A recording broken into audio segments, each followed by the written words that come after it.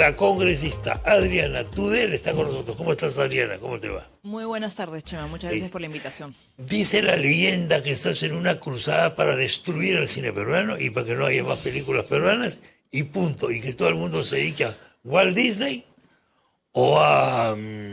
¿cómo se llaman estos otros que producen?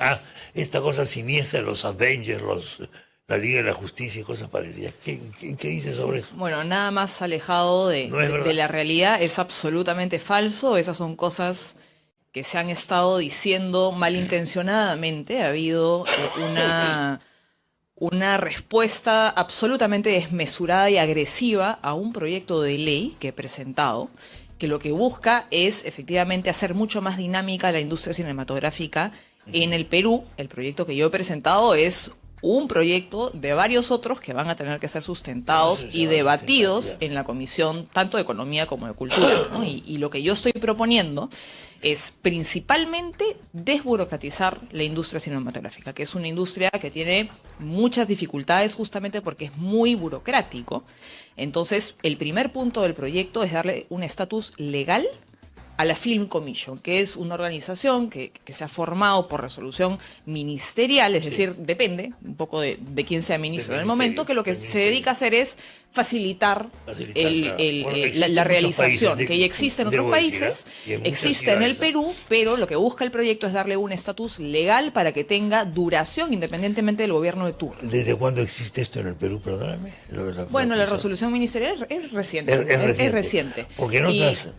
Sí, y lo que buscamos con esto es que la Film Commission exista independientemente del ministro de turno o del gobierno de turno. Y en segundo lugar, lo que estamos haciendo es generar incentivos para que hayan más fuentes de financiamiento para el cine nacional. Ahora, de hecho no lo hay, porque fíjate, muchas películas peruanas en los últimos años son auspiciadas, financiadas, subvencionadas por ejemplo, Ibermedia, ¿no? Así es. Este ente español, etcétera. O sea que ya inversión extranjera, digamos, desde este punto de vista hay. Inversión la hay. Queremos que haya más. Queremos que existan más fuentes de financiamiento y por eso establecemos incentivos tributarios con deducciones al impuesto a la renta para que desde el sector privado sea atractivo financiar películas, ¿no? Si yo soy Paramount o soy Netflix, ¿qué de mejor me ofrecerías tú con tu ley para yo interesarme en producciones peruanas? Bueno, para empezar, estamos dándole a la Film Commission un papel mucho más importante del que tiene hoy, con lo cual va a poder generar facilidades, digamos, condiciones más atractivas para que producciones, por ejemplo, realizadas por Netflix, se lleven a cabo en el Perú, con todos los beneficios que eso trae, ¿no? Porque finalmente el hecho de que vengan producciones extranjeras a filmar en el Perú, no solamente nos promociona como un destino cinematográfico, como un destino turístico, sino que también genera toda una transferencia de conocimiento importante.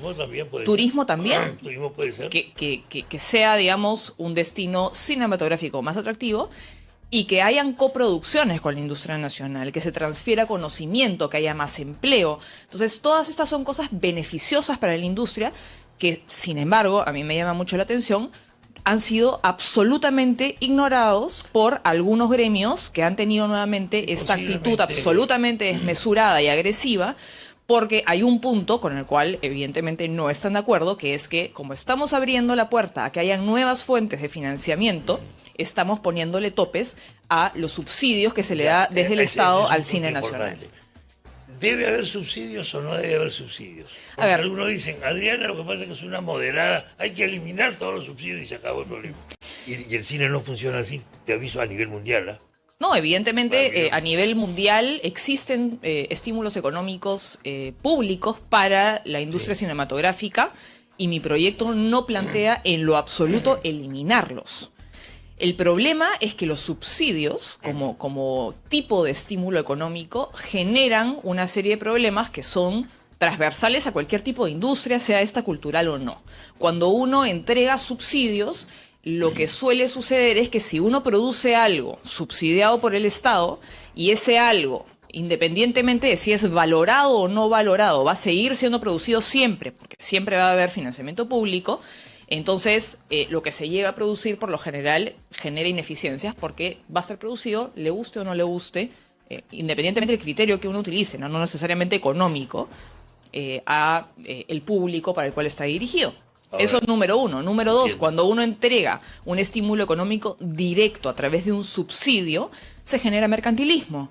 Existe siempre la formación de grupos de poder que buscan captar ese beneficio económico. Y es por eso que el proyecto lo que hace no es eliminar el estímulo económico en lo absoluto. Lo que hace es Ya, generar es importante otro tipo de aclararlo. estímulo económico a través de deducciones tributarias y ponerle un tope al estímulo público, al subsidio, ¿no? Entonces, Te digo, es falso que se esté buscando eliminar el subsidio y es falso que se esté buscando terminar con el cine peruano, nada más alejado de la realidad. Te digo esto, que hay algunas películas que son más de emplear una palabra, más comerciales que otras.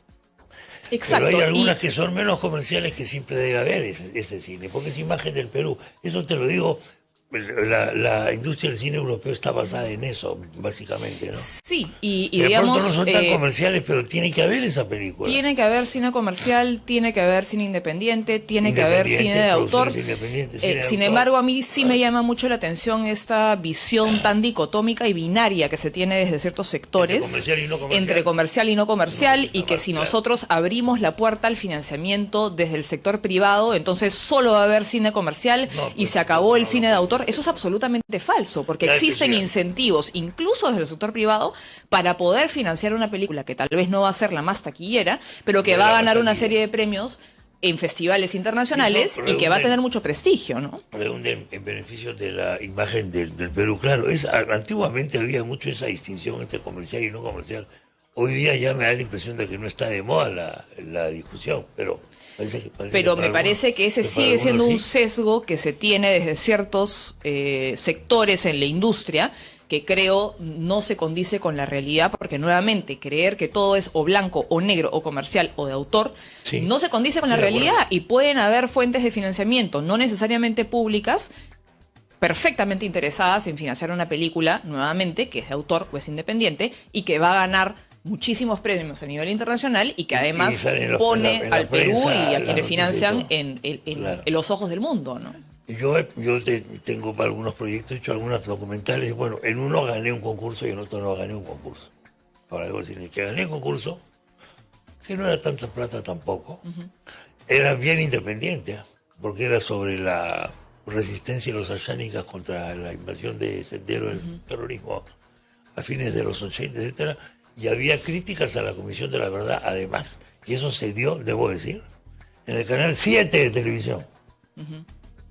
O sea que hay momentos en los que tú tienes que hacer las cosas así. Bueno, entonces este es el asunto. ¿En qué cómo va a ir la discusión ahora? Bueno, el proyecto yo lo he presentado hace algunas semanas. Nuevamente es un proyecto que evidentemente refleja una visión de libre competencia y una visión de eficiencia en el gasto público, que es la visión que yo tengo cuando hablo de políticas públicas, que va a ser nuevamente debatido junto con otros. De hecho, ya se sustentó la semana pasada un proyecto que va más o menos o mayoritariamente en la misma línea que el mío.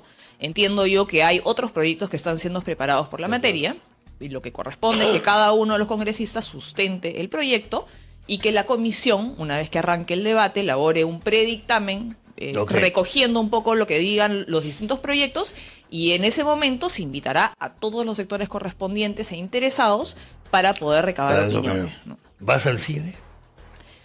No La mucho. verdad es que no mucho. Yo Luego voy de la muy pandemia, poco. antes de la pandemia iba Ibas un muy poco seguido más al al cine, y la pandemia, digamos que cortó ese hábito que tenía. Bueno, lo que pasa es que ahora el concepto del cine está cambiando además, porque ahora tienes tú todos los Netflixes y todos los Paramount. Exacto, la y industria todo del lo cine ha demás. cambiado luego Todo lo de, demás que ya lo ves de todo la en tu pandemia, pantalla, ¿no? en la pantalla de tu televisor. Sí. Eso es un cambio radical. Bueno, vamos a pasar a otro tema de la actualidad, y es tu colega Roselia Morús está en el ojo de la tormenta porque a nosotros nos gusta el chimento, el morbo, la cosa esta, o porque es un poco raro su comportamiento con motivo de esta famosa fiesta.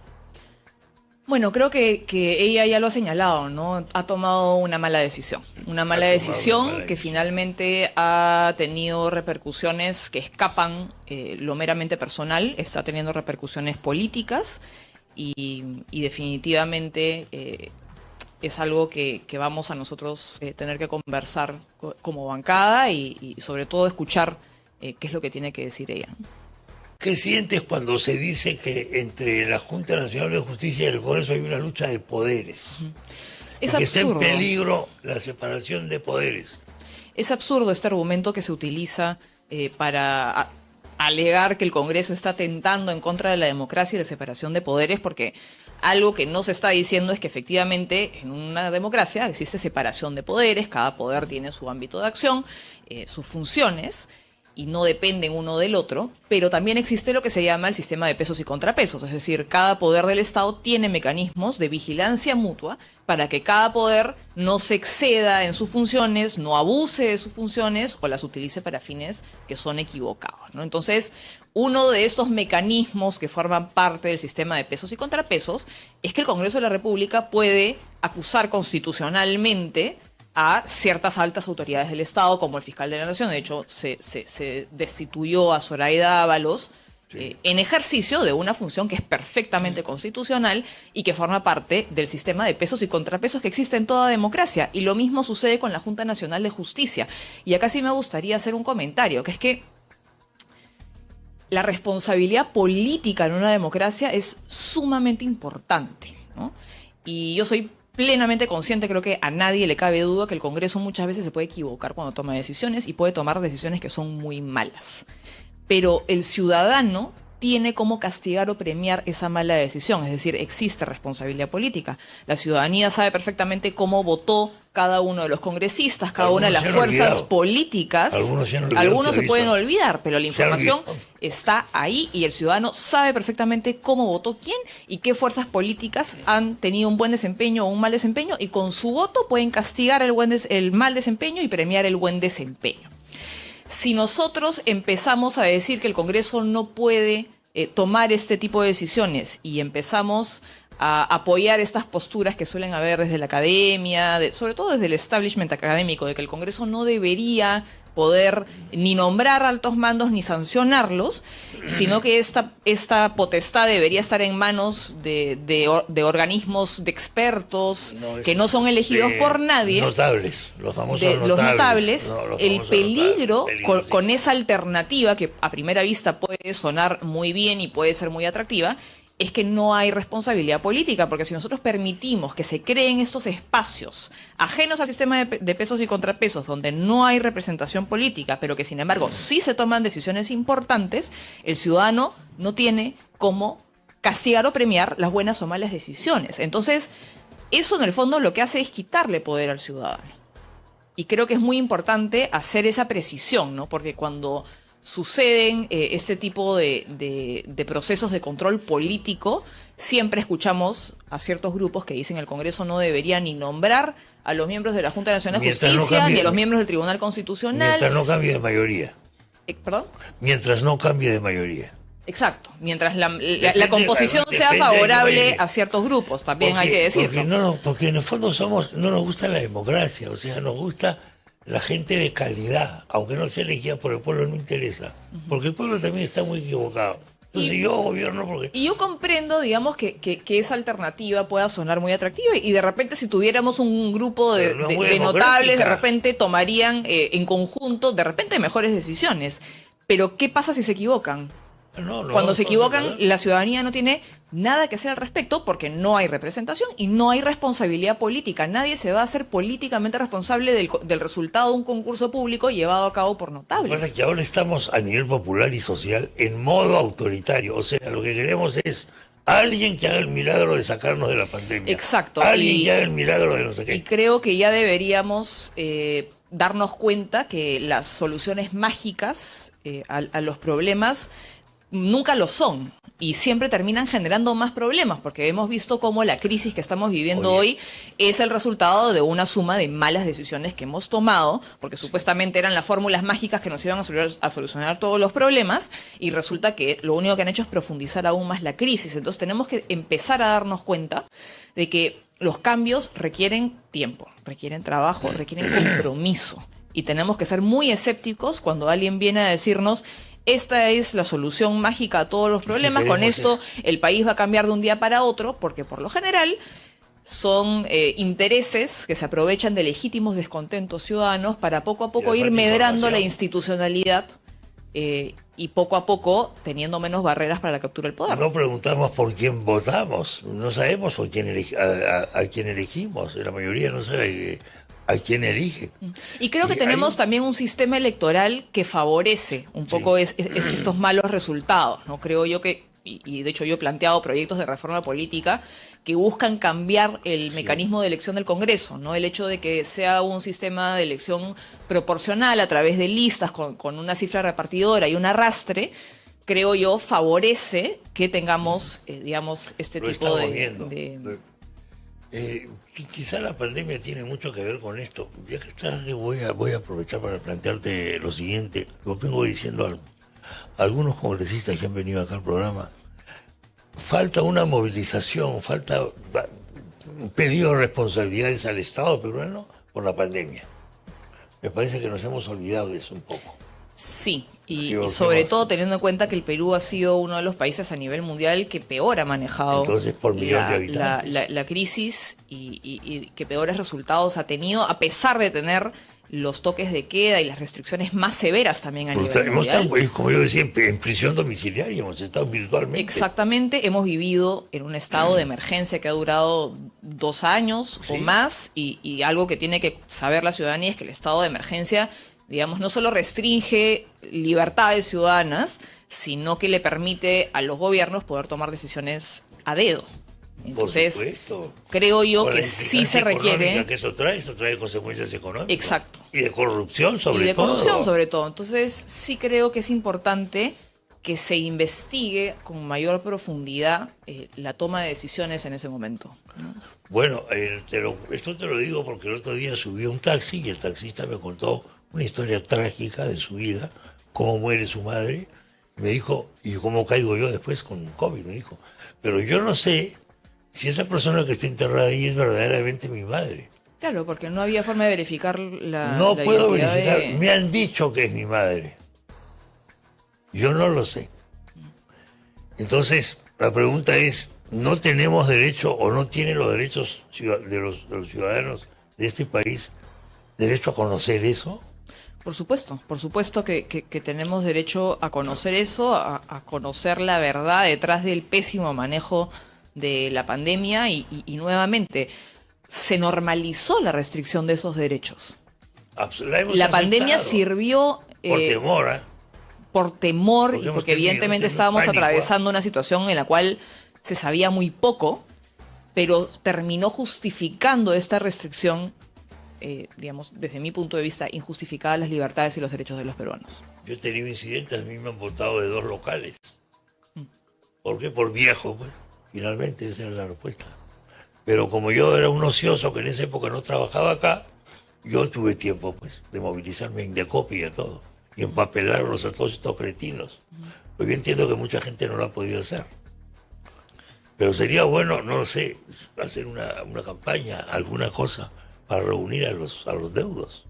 Bueno, De creo que las se víctimas del debería COVID. haber formado una comisión investigadora desde el Congreso de la República, creo yo.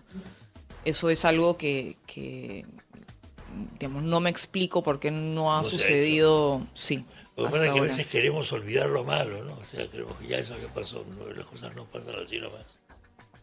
Las cosas no pasan así nomás. Bueno, ¿vas a ir al cine en alguna oportunidad el resto del resto del año o no? Probablemente sí. Probablemente sí.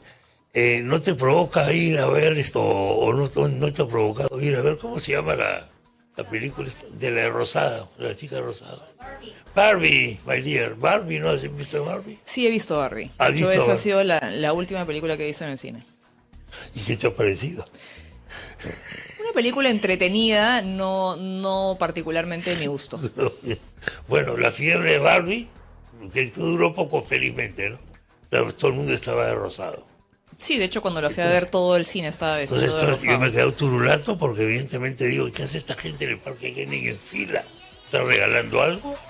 No, había puesto una cosa así con el logo de Barbie. Entonces la gente iba ahí con algo rosado, posaban, se tomaban la foto y ya estaban barbificados.